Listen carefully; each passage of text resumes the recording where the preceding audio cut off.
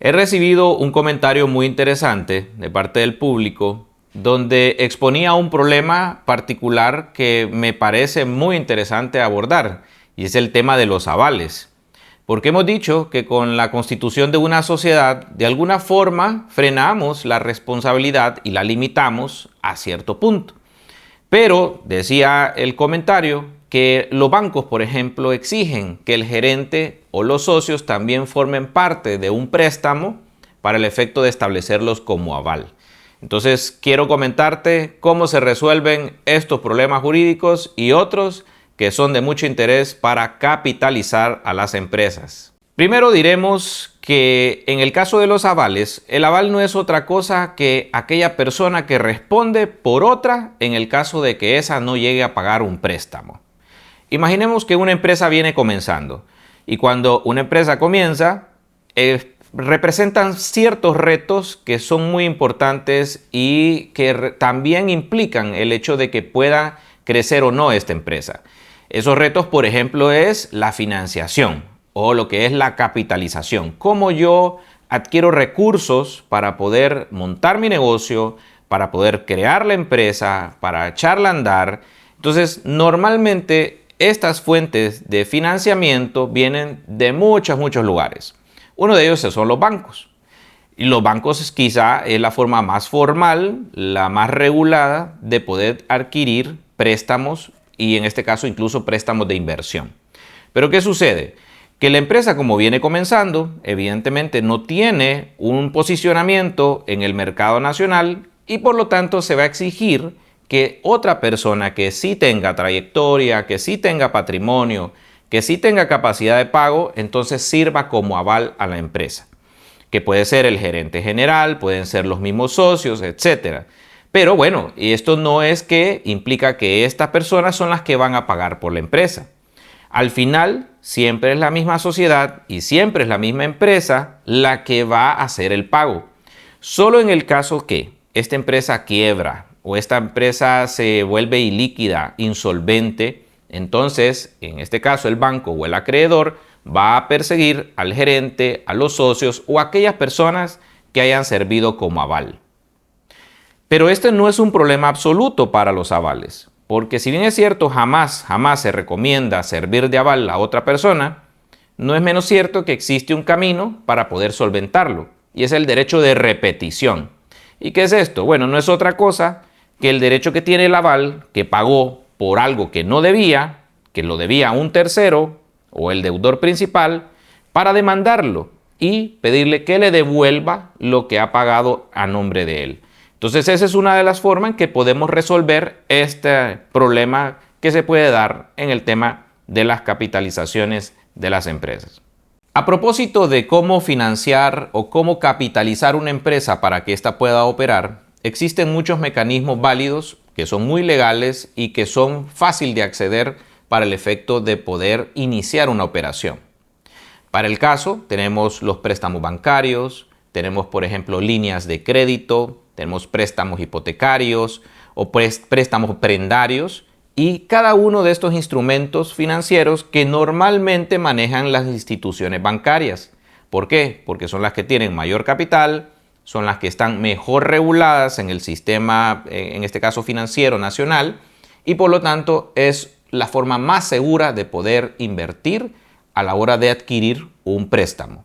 ¿Por qué? Porque este es un préstamo de inversión y hay que ser muy claros en esto. Abundan los préstamos personales, que son para consumo, por ejemplo, tarjetas de crédito, por ejemplo, compra de un vehículo, para adquirir un celular, por ejemplo, o cualquier tipo de artículo de consumo personal. Ese no es un crédito de inversión, ese es un crédito de consumo. Por lo tanto, ese siempre va a ser más caro que un crédito de inversión. ¿Por qué? Porque cuando nosotros recibimos el valor del dinero o las cantidades que hemos pedido prestadas para invertirlas, entendemos que vamos a tener un retorno y vamos a tener una utilidad que va a superar incluso los intereses que estamos pagando al banco. Por lo tanto, es recomendable siempre adquirir préstamos para inversión, más no de consumo.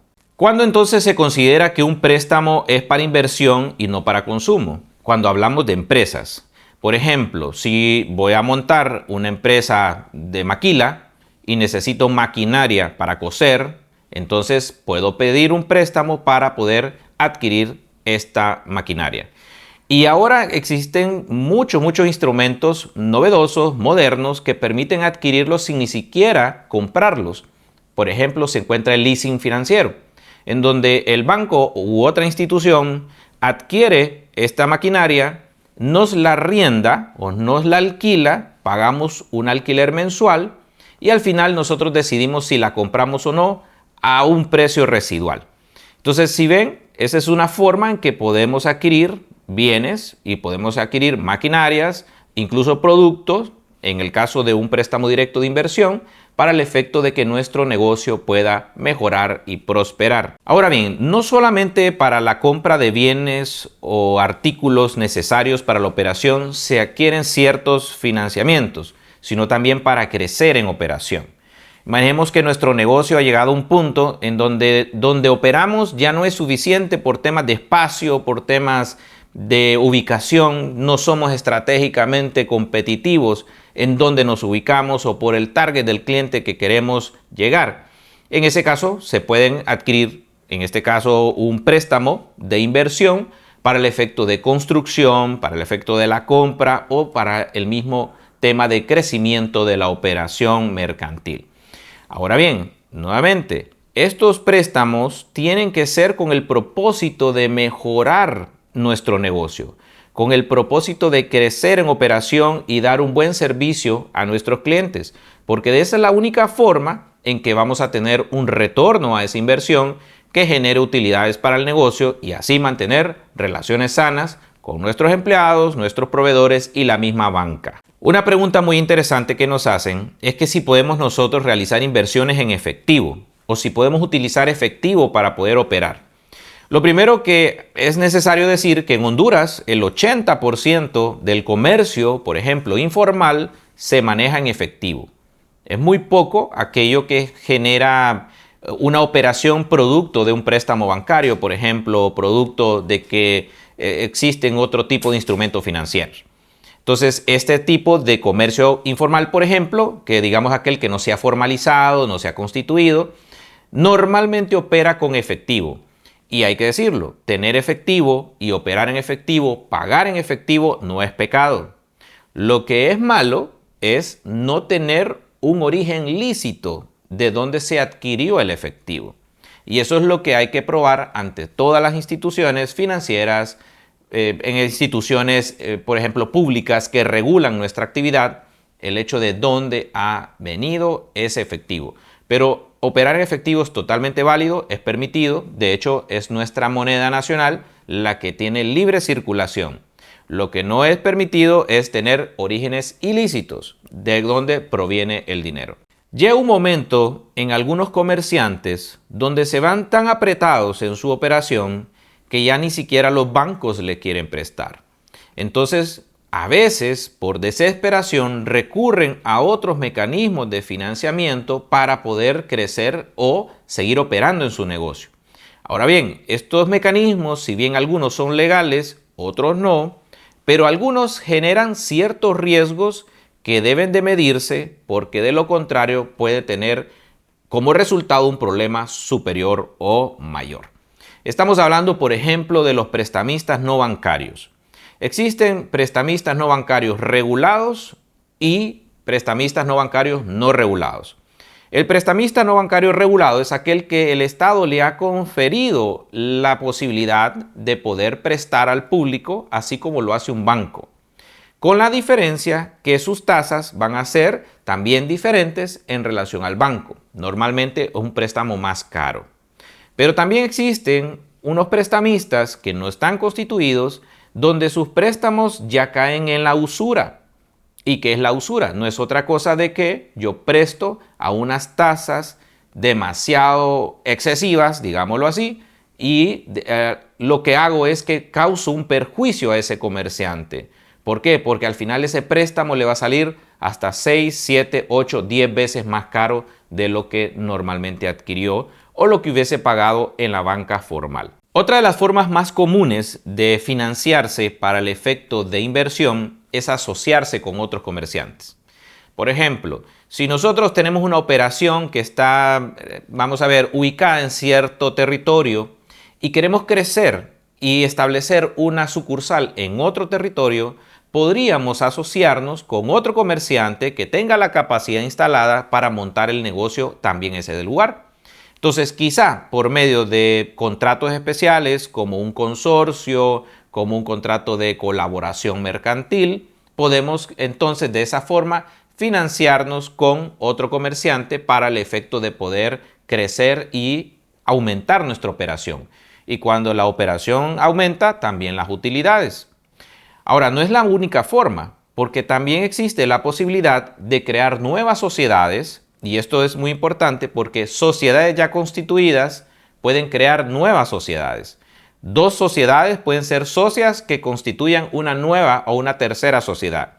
Y esto es novedoso desde el punto de vista mercantil cuando no conocemos que esta operación es posible. Por lo tanto, es una estrategia que vale la pena considerar a la hora de buscar de qué manera nos apalancamos o nos financiamos para crecer en operación. No solamente existen socios capitalistas, llamémoslo aquellas personas que tienen el dinero, el capital para poder invertir con nosotros para crear una empresa mercantil. También existen otro tipo de socios que son muy importantes y que son una especie de apalancamiento que también podemos utilizar.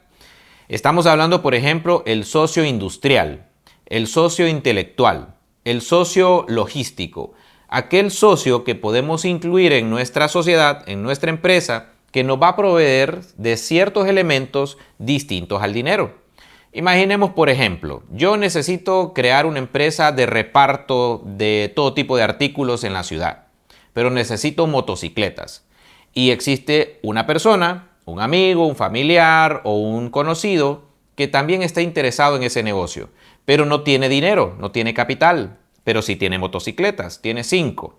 Entonces, si se une, en este caso, la idea, que es la que hemos creado a través de nuestro negocio, con nuestro capital, y también los elementos de las motocicletas, este socio puede incorporarse a la empresa aportando esos artículos, esas motocicletas, esos bienes a la sociedad. Se le establece un valor en dinero y así entonces ya tiene participación en la sociedad. Otra de las modalidades es el socio intelectual. ¿Qué es esto? El socio intelectual no es otra cosa que aquella persona que quizá no tiene el capital suficiente para montar su propia empresa, pero sí tiene los contactos, tiene las negociaciones, tiene los conocidos, tiene la dinámica empresarial y el conocimiento para poder llegar a ese negocio que nosotros queremos. Entonces, perfectamente, este socio puede aportar su intelecto a la empresa, valorar esa participación en dinero y así establecer una alianza entre el capital que hemos presentado nosotros junto con esa capacidad intelectual que tiene este socio. De esta forma, vemos que el apalancamiento no solamente puede ser de dinero. En otras palabras, nosotros podemos trabajar con el dinero ajeno también, pero podemos trabajar con la fuerza, el inventivo, el intelecto, los bienes, los artículos y cualquier otro elemento perteneciente a otra persona que nos permita crecer en nuestro negocio. Para poder ejemplificar lo anterior, diremos que existe un caso muy similar, en donde una empresa que prestaba servicios de tipo logístico, por ejemplo, era muy fuerte en el mercado nacional, pero quebró. Entonces se quedó esta empresa sin operación, pero tiene toda una red de contactos en la parte logística. Por otro lado, existe otra empresa que sí tiene maquinaria y equipo, quizá de transporte, pero no tiene el nivel de contactos que pudo haber tenido la empresa que ya quebró. Entonces, estas dos sociedades, o digámoslo así, las personas que formaban parte de esas sociedades, tienen varias opciones. O se unen para crear una nueva sociedad donde ambos aportan elementos diferentes, ya dijimos, de tipo intelectual, de tipo estratégico, de capital, de equipo, y conforman una nueva sociedad, o dos, se asocian en una operación mercantil en virtud de un contrato de cooperación o un consorcio, digámoslo, y de esta forma pueden operar. Entonces vemos que es fácil, siempre y cuando tengamos el conocimiento y la asesoría adecuada, de poder crecer en los negocios y también salvar aquellas situaciones difíciles que estemos atravesando. Ahora, ¿qué pasa si ya tenemos el negocio montado? Uno de los socios prestó su capital, otro de los socios prestó la maquinaria, el equipo, su intelecto, etc. La empresa es tan provechosa y tan útil, digámoslo en términos de resultado económico, que uno de los socios viene y quiere montar una empresa paralela para poder hacerle la competencia a esta empresa que forma parte. Diremos de ya que eso es prohibido de acuerdo a la ley, porque no podemos montar una competencia desleal contra nuestra misma empresa ni contra nuestros mismos socios. Sí podemos constituir la cantidad de sociedades que querramos siempre y cuando no seamos una competencia directa de la sociedad de la cual ya formamos, porque de lo contrario eso se llama competencia desleal y tiene responsabilidades de tipo económico y también de tipo societario. Por ejemplo, si un socio lo hace y los demás socios se dan cuenta de que existe competencia desleal o que está robando clientela o que está realizando actos en desprestigio de nuestra empresa, perfectamente estos socios pueden excluirlo. Ahí sí pueden sacar al socio de la sociedad sin tener ningún derecho y más demandarlo por daños y perjuicios. ¿Qué tipo de daños y perjuicios y qué son estos? Lo que puede provocar una competencia desleal entre socios o entre empresas. Bueno, diremos primero que un daño y un perjuicio son dos elementos diferentes, pero que normalmente van unidos. El daño es todo aquel patrimonio que ha sufrido producto de esa actitud reprochable que hizo el socio o la otra sociedad. Entonces es un daño directo que sufre el patrimonio de la empresa. Por ejemplo, digámoslo que con ciertas actitudes desleales de una empresa paralela o de otro de los socios se causó un daño material dentro de la empresa o se produjo una pérdida de dinero importante o un gasto económico importante. Eso sería un daño directo, ¿verdad? Daño directo. Ahora bien, ¿qué es el perjuicio? El perjuicio es la ganancia legítima que yo dejé de percibir producto de ese daño. En otras palabras, no basta que yo diga, yo creo que iba a ganar tanto, sino que yo pueda demostrar que legítimamente y racionalmente era muy probable que obtuviera esa ganancia y la dejé de percibir. Y eso es lo que se llama lucro cesante. Sucede muchas veces que algunas empresas, por falta de operación, falta de clientela o por mala administración, llegan a un mal término y no pueden prosperar, no pueden seguir operando y caen en iliquidez con sus socios, en iliquidez con los proveedores o con la banca. En este momento es muy importante que los socios se reúnan en asamblea y determinen si la operación va a continuar o no. Y entonces nacen dos opciones. O está la opción de la quiebra o está la opción del cierre de la operación y la liquidación de la sociedad, que parece que fuera lo mismo, pero no lo es. La quiebra normalmente implica un elemento doloso, un elemento culposo o, digámoslo así, un mal manejo de la administración de la sociedad al punto que causamos perjuicio económico a nuestros proveedores y a la banca.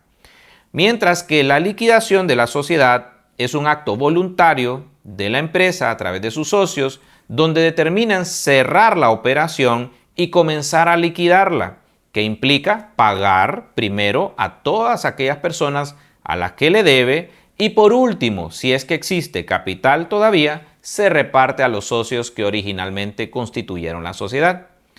Ambas operaciones no son tan simples, pero sí son posibles para poder tener un resultado adecuado a la hora de cerrar una empresa mercantil. Nos han preguntado qué es eso de la sociedad en comandita, comandita simple y comandita por acciones.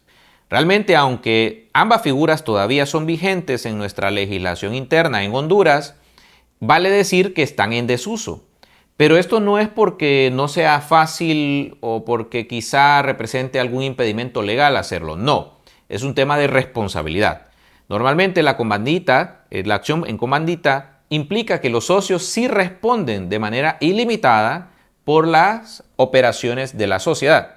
Por lo tanto, los abogados no vamos a recomendar nunca la creación de una sociedad en comandita porque sabemos que la protección real la da una sociedad de responsabilidad limitada o una sociedad anónima. Otra de las preguntas que nos hacen es que ¿cuándo una empresa puede entrar a la bolsa de valores? Primero hay que definir qué es una bolsa de valores. Y la bolsa de valores no es otra cosa que el lugar donde convergen la compra y venta de acciones de una empresa. U otro tipo de valores u operaciones novedosas de tipo financiero y de tipo de inversión que ciertos inversionistas tienen interés para ganar sobre el diferencial de esos valores.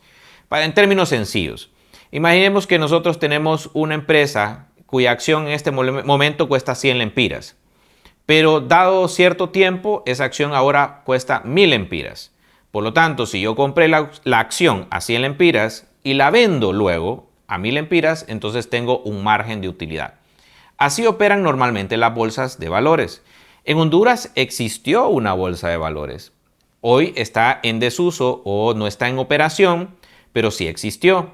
Normalmente las empresas interesadas en aplicar esas disposiciones de la bolsa de valores utilizan una que está radicada de forma centroamericana o regional, que es la Bolsa de Valores Centroamericana.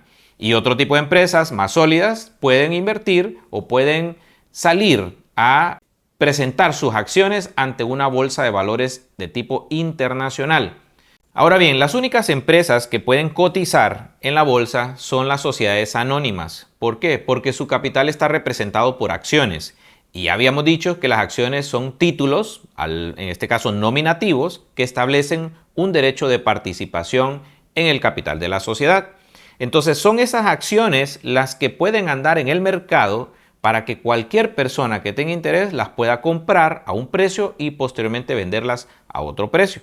Y básicamente así es como funcionan las bolsas de valores a nivel internacional. Hay algunos programas de televisión que hemos visto que tienen un componente de tipo empresarial. Por ejemplo, Shark Tank, en donde hay ciertos inversionistas que forman parte de un panel y vienen emprendedores y muestran un negocio y piden que alguno de ellos pueda invertir con esta operación para el efecto de crecer o potenciar su negocio. Este tipo de asociación es posible también en Honduras. Normalmente se conoce como un contrato de consorcio o como una cooperación mercantil, en donde implica que una persona que tiene el capital quiere invertir con otro, pero no se quiere asociar con él. En otras palabras, no es que este inversionista va a volverse socio de la sociedad, no.